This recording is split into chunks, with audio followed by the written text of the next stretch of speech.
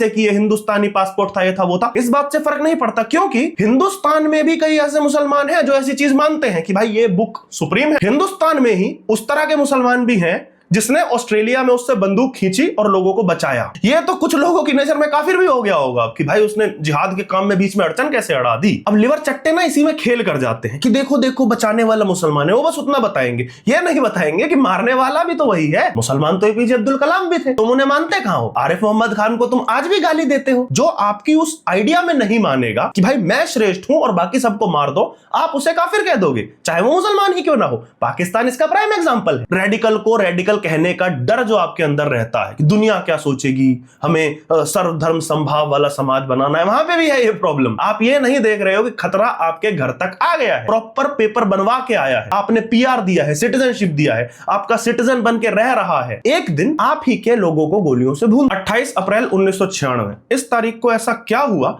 जिसके बाद ऑस्ट्रेलिया विश्व के सबसे शांत, सबसे पीसफुल देशों में से एक बन गया था। लेकिन यह छवि बदली। ये छवि बदलती है 14 दिसंबर 2025 को, जब बोंडाई बीच पे दो बाप बेटे साजिद अकरम और नावेद अकरम के एक नृशंस नरसंहार को अंजाम देते हैं। इन लोगों ने बोंडाई बीच या बोंडाई को क्यों निशाना बनाया? ऑस्ट्रेलिया के यहूदियों से इन लोगों को या इसके मूल के लोगों को इतनी घृणा क्यों है? और इस पूरे पर ऑस्ट्रेलिया सरकार का अगला कदम क्या होगा या क्या होना चाहिए, इस सब पे इस वीडियो में हम आगे बात करेंगे। और इस पे भी चर्चा करेंगे कि बोंडाई बीच पे जो हुआ वो एक नॉर्मल आतंकी हमला या यूं कहें इस्लामी आतंकी हमले से अलग कैसे है, इसकी ज्योग्राफी ये कहां पे हुआ है, ये इसे इससे अलग क्यों बनाता है, इस सब विषय पर इस वीडियो में बात करेंगे। सबसे पहले इंसिडेंट की बात करें अगर, तो 14 दिसंबर 2025 को यहूदियों का एक त्योहार होता है हैनुका, क्रिसमस के आसपास ही आता है, उसका सेलिब्रेशन चल रहा था बोंडाई बीच पे। बोंडाई बीच सिडनी में एक बीच है, उसके आसपास का क्षेत्र, उसे बोंडाई कहा जाता है। तभी दो लोग बंदूकें हाथ में लेकर आते हैं और भीड़ पर अंधाधुंध गोलियां बरसाने लगते हैं। दोनों को डिसआर्म किया जाता इससे पहले उन दोनों ने 16 लोगों की जान ले ली थी, जिसमें बच्चे भी शामिल थे। दोनों को जब पकड़ा गया, दोनों की पहचान होती है तो पाया जाता है कि बाप बेटे हैं। 50 साल का साजिद अकरम और उसका बेटा 24 साल का नावेद अकरम। बाप को मार दिया गया और बेटा अभी घायल हालत में है और हॉस्पिटल में है। जैसा कि मैंने कहा कि इन्होंने बोंडाई बीच को निशाना क्यों बनाया, ये जानने से पहले आप उस जगह के बारे में थोड़ा सा जान लीजिए। बोंडाई बीच के जो आसपास का क्षेत्र है उसे एक तरीके से सिडनी का आप हार्टलैंड कह सकते हैं। सिडनी जो अपने आप में एक बहुत एक्सपेंसिव शहर है ऑस्ट्रेलिया के हिसाब से भी। ऑस्ट्रेलिया में कहीं कहीं बसावट है, कॉर्नर्स पर ही बस सकते हैं, बीच में आप नहीं बस सकते, जंगल है और तमाम तरीके का वेजिटेशन वहां पे है, जंगली जानवर होते हैं। कुछ ही जगह हैं, सिडनी हो गया, मेलबर्न हो गया, ऐसे ऐसे शहर आप देखेंगे और वो एक तरीके से कॉर्नर्स पे ही बसे हुए हैं, जिनमें सिडनी एक बहुत एक्सपेंसिव शहर है। और जो वो जगह है बोंडाई, वो एक तरीके से जैसा मैंने कहा हार्ट ऑफ सिडनी है। वहां पे एक मकान जिसका है वो अच्छा खासा वेल्दी इंसान माना जाता है और इस जगह पे मेजॉरिटी में यहूदी पॉपुलेशन यानी कि ज्यूज रहते हैं। और ये जो यहूदी हैं ये आज के आए हुए नहीं है, ऐसा नहीं है, ये लोग 1940s के बाद से ही वहां पे बस गए थे। जब पूरा जेनोसाइड हुआ था, हॉलोकॉस्ट हुआ था, उसके बाद अलग अलग जगह जब यहूदी गए तो ये ऑस्ट्रेलिया में भी जाकर के बसे, सिडनी में। इस जगह पे उन्होंने पहले प्रॉपर्टीज खरीद ली है, जो भी किया, अभी वो मेनली वहां पे बसे हुए हैं। इसीलिए इस जगह को निशाना बनाया गया ताकि यहूदी, और यहूदी भी वो जो खाने कमाने वाले नॉर्मल लोग हैं, आर्थिक रूप से सक्षम लोग हैं, उनको निशाना बनाया जाए, उनको टारगेट किया जाए। वो लोग अपना त्योहार मना रहे थे हैनुका, जैसा कि मैंने बताया, और वो एक जगह गैदर हो रखे थे, तो इन लोगों ने सोचा कि ज्यादा से ज्यादा का हम रक्तपात कर सकते हैं। ऐसा हमला खतरनाक क्यों है और ऑस्ट्रेलिया में खास करके यह हमला एक खतरे की घंटी क्यों बन जाता है? जैसा कि मैंने कहा दुनिया का सबसे सेफ देशों में से एक है। क्यों है?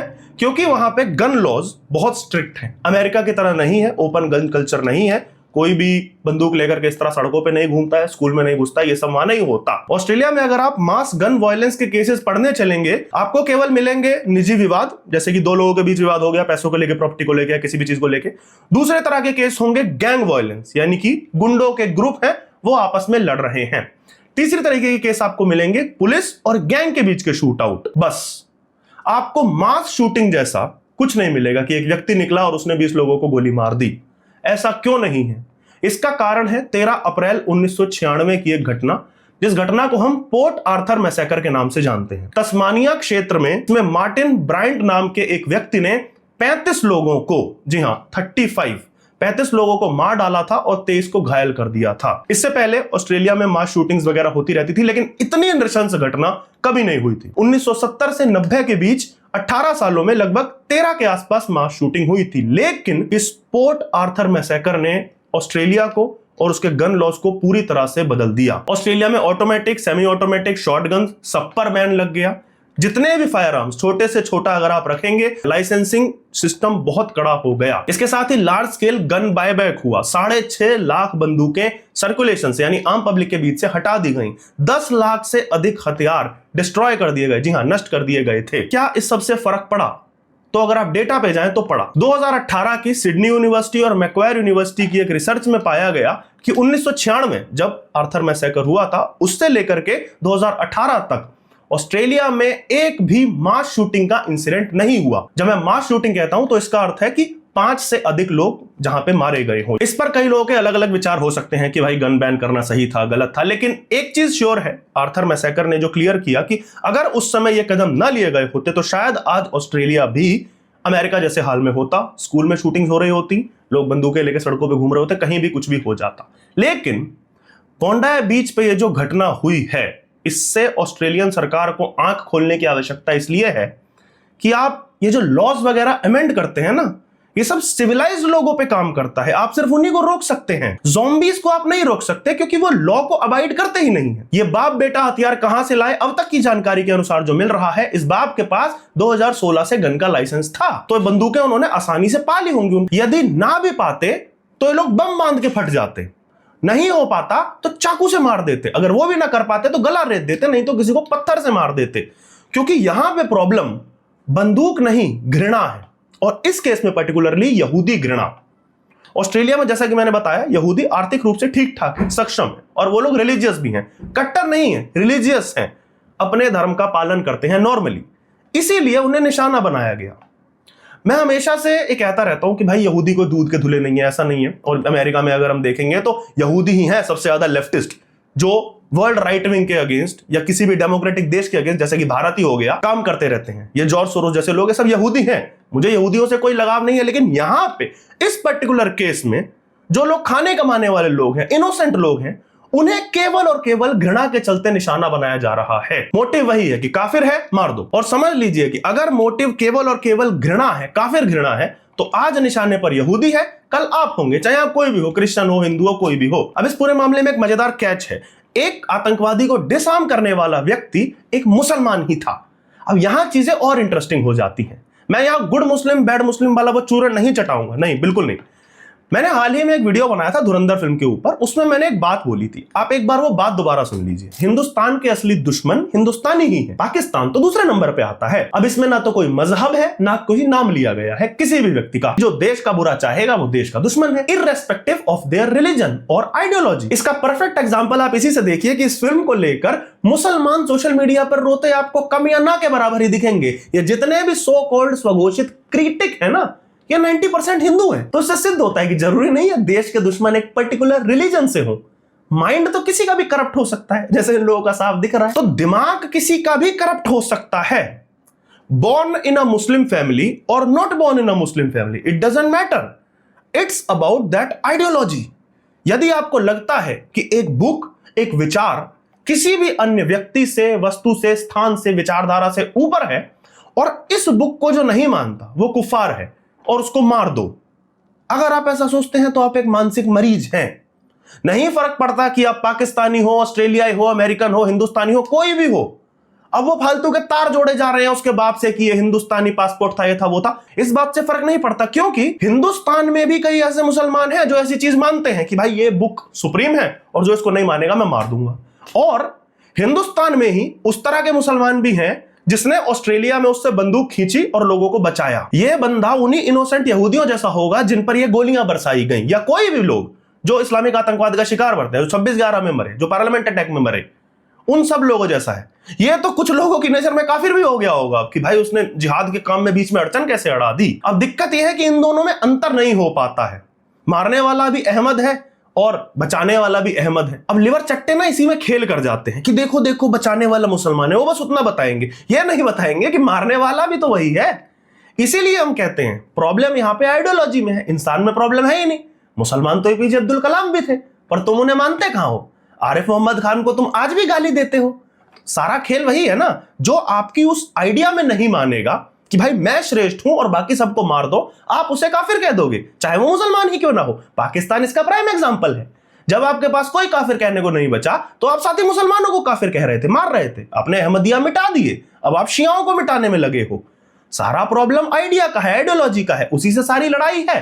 किसी ने नहीं कहा कि वो बंदा जिसने उसे बचाया वो मुसलमान नहीं है, बिल्कुल है, लेकिन वो उस आइडियोलॉजी में नहीं मानता होगा कि मैं श्रेष्ठ, बाकी सबको मार दिया जाए। क्योंकि अगर वो ऐसा मानता तो वो खड़ा होकर उस आतंकवादी का साथ देता, उससे बंदूक खींचकर बाकी लोगों को बचाता नहीं। इसलिए जो मैं कह रहा था कि सोच से आपको लड़ना है। गन लॉज आप कड़े कर दोगे, ये कर दोगे, वो कर दोगे, उससे फर्क नहीं पड़ेगा, क्योंकि यहां तो प्रॉब्लम आइडियोलॉजी है ना। ठीक है, आपने गन लॉज में अमेंडमेंट किया था, अमेरिका जैसी स्थिति ना बने, नहीं बननी चाहिए, लेकिन आपका जो प्राइड था कि हमने अपने देश को विश्व के सबसे सेफ देशों में से एक बना दिया, ये धरा का धरा रह गया एक इंसिडेंट से। किस लिए? आपकी पॉलिटिक्स, वही अपीजमेंट, वोकनेस। और इससे आता हूं मैं अंतिम पार्ट पे वीडियो के, कि ऑस्ट्रेलिया की सरकार क्या करेगी अब, या दुनिया भर में कहीं भी ये होता तो कोई सरकारें क्या करती, आपको क्या लगता है? सबसे पहले तो ऐसे जो इंसिडेंट्स होते हैं ना, ये एक बड़ा इंपैक्ट क्रिएट कर देते हैं, क्योंकि एक नॉर्मल बॉम्ब ब्लास्ट होता है, जैसे दिल्ली में अभी एक ब्लास्ट हुआ था, इसमें अलग तरीके के सवाल उठते हैं। गाड़ी में एक आदमी आरडीएक्स लेके चल रहा है, अब इसमें कोई क्या कर लेगा? पुलिस वाले को सपने नहीं आ रहे, या कोई भी सिक्योरिटी वाले खड़े हैं उनको सपने तो आ नहीं रहे किसकी गाड़ी में आरडीएक्स रखा है। ये एक इंटेलिजेंस फेलियर हो सकता है कि इस बंदे के पास इतनी मात्रा में बारूद कैसे आया। लेकिन जब वो इस घटना को अंजाम दे रहा है, उस समय कोई पुलिस, कोई आर्मी, कोई सिक्योरिटी फोर्स कुछ नहीं कर सकती, जो फिदायीन बनने के लिए आया है। लेकिन ऐसे केस जब होते हैं 26/11 जैसे, बोंडा बीच जैसे, जहां पे बंदा खड़े होकर के गोलियां चला रहा है आतंकवादी सीधा, ये लोगों में सीधा सीधा भय पैदा करने वाले होते हैं। हमारी पुलिस, हमारी सिक्योरिटी फोर्सेस और किसी भी देश की सिक्योरिटी फोर्सेस इस चीज के लिए रेडी नहीं होती कि वो क्या करें, कैसे करें, वो किसी को कैसे मारे। हर देश में गोली चलाना या डिसार्म करना किसी को, उसका एक प्रॉपर ट्रेनिंग दी जाती है पुलिस वालों को। ऐसे में बहुत सारे फैक्टर्स आ जाते हैं कि किसे मारे और कैसे मारे, इसके जैसे और कितने छिपे हैं सिविल में। कल को कोई पुलिस वाला ही समझ लीजिए रेडिकलाइज हो गया, तो उसी ने किसी को मारना शुरू कर दिया, तो ऐसे में क्या किया जाएगा? फिर वही बात घूम फिर के आ जाती है। अब जब लड़ाई आइडियोलॉजी से है, गन किसके हाथ में है, किसके में नहीं, उससे फर्क नहीं पड़ता। ऑस्ट्रेलिया में हो रहा है, भारत में हो रहा है, फर्क नहीं पड़ता। फर्क पड़ता है पॉलिटिक्स से कि आप इस घटना पे कैसे रिएक्ट करोगे। ये चीजें डिसाइड करेगी कि आपके देश में या आपके क्षेत्र में ये चीज दोबारा होगी या नहीं। ऑस्ट्रेलियन पीएम की हम बात करें, एंथोनी अल्बनीज, ठीक है, राष्ट्रवादी हैं, सब कुछ है, लेकिन उनकी दिक्कत वही है, भारत वाली। भारत के किसी एक पर्टिकुलर नेता, एक पर्टिकुलर पार्टी वाली नहीं, जो नॉर्मल दिक्कत है वही तुष्टीकरण, कि मुझे वैश्विक पटल पे किसी का बुरा नहीं बनना वाला एटीट्यूड जो है ना, रेडिकल को रेडिकल कहने का डर जो आपके अंदर रहता है कि दुनिया क्या सोचेगी, हमें सर्वधर्म संभाव वाला समाज बनाना है, वहां पे भी है ये प्रॉब्लम। आप ये नहीं देख रहे हो कि खतरा आपके घर तक आ गया है, और आप तो भाई टापू हो, आप पे तो जमीन के रास्ते आया भी नहीं है, आसमान के रास्ते आया है, प्रॉपर पेपर बनवा के आया है, आपने पीआर दिया है, सिटीजनशिप दिया है, आपका सिटीजन बन के रह रहा है, और फिर एक दिन आप ही के लोगों को गोलियों से भून दे रहा है। ये दिमाग आपको अंदर ही अंदर खाएगा। अब सोचना आपको है कि आपको पेस्ट कंट्रोल करना है, या और लोगों की तरह भी आप रिएक्ट कर सकते हैं अपने कनाडा वाले भाई की तरह, और आप आस्तीन में सांप पाले रह सकते हैं। तो दोस्तों, बोंडा बीच की जो नृशंस घटना हुई थी उस पर मैंने अपने विचार प्रस्तुत किए। आपके इस पर क्या विचार है आप कमेंट्स में बताइएगा, जो भी आपको लगता है। इस घटना को मैंने एड्रेस करना जरूरी इसलिए समझा क्योंकि ये भी उसी तरीके की घटना थी, जैसे 26/11 में जो हमने झेला वही वहां पे हुआ है, ये मास शूटिंग इस तरीके की। अब ये डेवलपिंग स्टोरी है, देखते हैं आगे इस पे क्या अपडेट होता है, और ऑस्ट्रेलियाई सरकार इसे किस तरह से हैंडल करती है, वैश्विक पटल पर इसे कैसे रखती है, ये देखना होगा। अगर आपने वीडियो यहां तक देखा उसके लिए आपका बहुत बहुत धन्यवाद।